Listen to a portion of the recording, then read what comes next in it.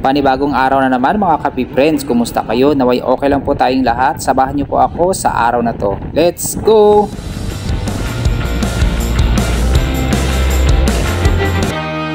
Ladies and gentlemen, nandito na po tayo sa unit. Yehey! Of course, open muna natin ang light. Kita niyo naman, no? Parang nasa laboratory na tayo. Yun na kung ano-ano mga laboratory yan, no? Parang nakakatakot.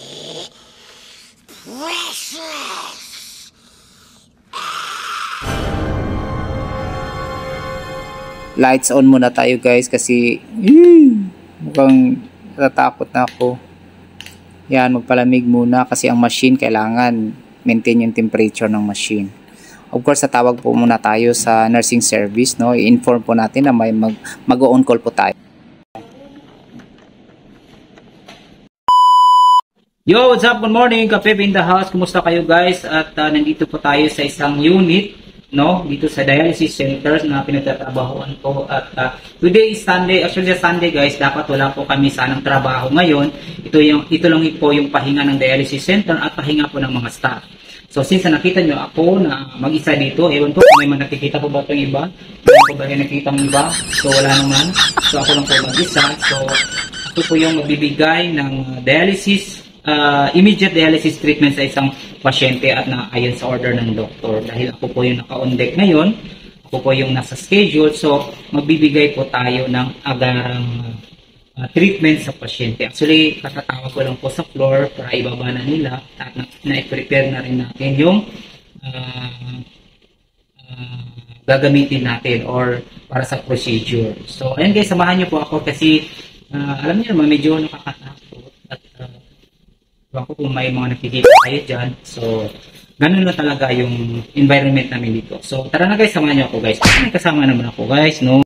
So, ito po yung machine na ginagamit namin during dialysis procedure at ito naman po yung dialyzer na kung saan dito po nabibigatan yung mga pasyente, lalong-lalo na yung mga baguhan na pasyente, no, na magpapadialysis, no, kasi nagre-range po siya ng 2,000 to 3,000 to 4,000. Depende po yan sa category ng dialyzer, either low flux or high flux, no. Usually, pag bago, gaya nito, ay low flux po ang ginamit ko.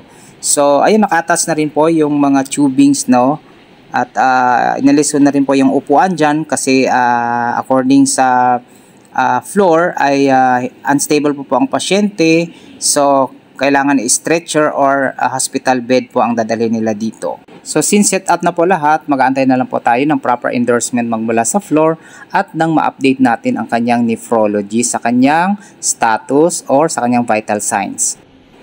At ito na nga ang ating pasyente, ongoing dialysis na po siya at hindi ko na po dinitalye lahat-lahat ng mga procedure na ginawa ko sa kanya magmula nung pag-receive ko, pag-endorse sa akin at pagkuha ng kanyang vital sign at sa mga procedure bago po i-hook sa machine. Hindi ko na po yung pinakita para maiwasan natin or para ma-maintain natin yung Privacy Act of 2012 na kung saan kinakailangan maging sensitibo tayo sa privacy ng pasyente, AD information related sa kanyang kalusugan. Kaya mas minabuti kong itago ang kanyang pagkakakilanlan o ang kanyang identity as my patient kasi baka kinabukasan matalbog ako sa aking pinagtatrabahoang kumpanya.